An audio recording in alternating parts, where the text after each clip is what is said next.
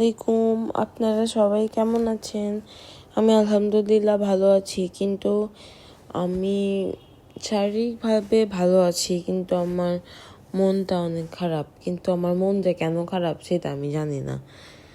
আর আমি নিজে গিয়ে আমার কাছে মনে হইতেছে যে আমার লাইফে এখন আর কোনো গোল নাই।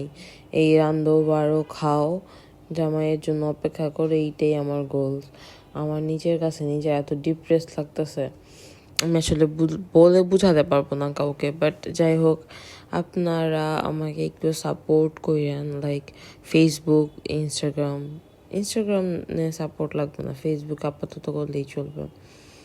আমি মানুষের কাছ থেকে আবার বেশি ডিমান্ডিং না, বেশি কিছু চাই না, আমি অল্পতেই সন্তুষ্ট আলহামদুলিল্লাহ। আবার অনেকে তো আছে যারা একটু ছোট লোক প্রকৃতি, তাদের জন্য যদি আপনি অনেক কিছু করেন তাহলে তারা আপনাকে মনে করবে আপনি ওদের কাছে ধরা বাঁধা। আমি ওই সিচুয়েশন থেকে নিজেকে বের করে আনছি আলহামদুলিল্লাহ।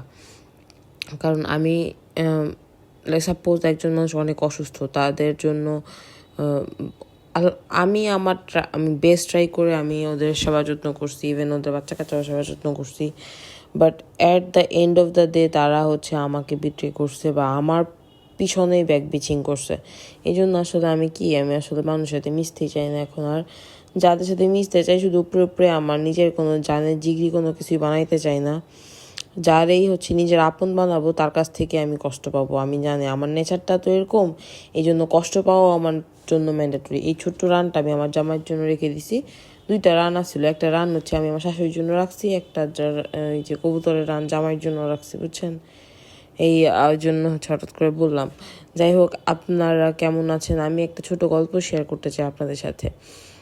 আমি যখন ছোট ছিলাম তখন আমি এরকম অনেক সিচুয়েশনের মধ্যে দিয়ে গেছি যেই ভুলগুলো আমি জীবনে করি নাই, কিন্তু আমার কিছু কাজিন বা আমার আশেপাশের লোকজন ওরা আমাকে বলতেছে আচ্ছা ঠিক আছে, ওরা জিনিসটা করছে, ভাই সাপোজ একটা জিনিস ভাঙার পরেও সেটা বলছে কি যে আমি ভাঙি নাই, ও ভাঙছে, আমরা করি নাই, ও করছে।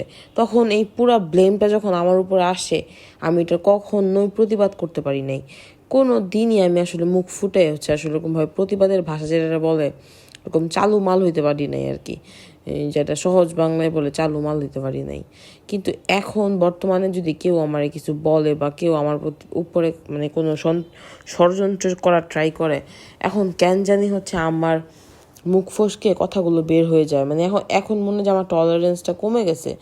আমি আসলে আমার সব কিছুর একটা সহ্য ক্ষমতা আছে, যে আমি এতটুকু পর্যন্ত আমার ধারণ ক্ষমতা বা ক্যাপাসিটি এইটুকু পর্যন্তই।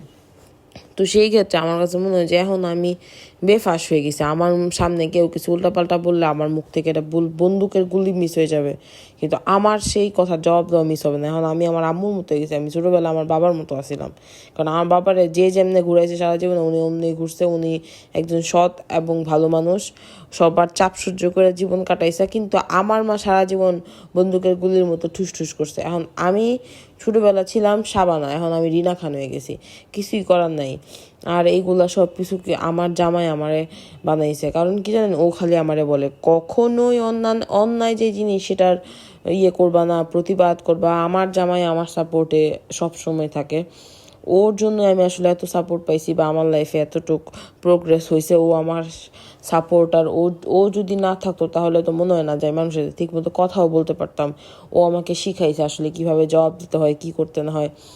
সব কিছু যেগুলো মানুষ বাহ্যিকভাবে শিখে সেগুলো আমার মা কখনো শিখায় নাই, জামাইয়ের কাছে থেকে শিখেছে। আসলে আল্লাহ মিলাই দিছে, এরকম জামাই মিলাই দিছে যে ও আমাকে শিখাইছে যে কোনটা ভুল কোনটা সঠিক, সব কিছুই ভেদাভেদ শিখাইছে। যাক আলহামদুলিল্লাহ, ওনার জন্য আপনারা সবাই দোয়া করবেন। ইভেন আজকের হুট করে বৃষ্টি নেমে গেছে, আমার এক গাদা কাপড় ছাদের মধ্যে ভিজছে, তাও কোনো দুঃখ কষ্ট নাই, কারণ একটা ভালো জামাই পাইছি।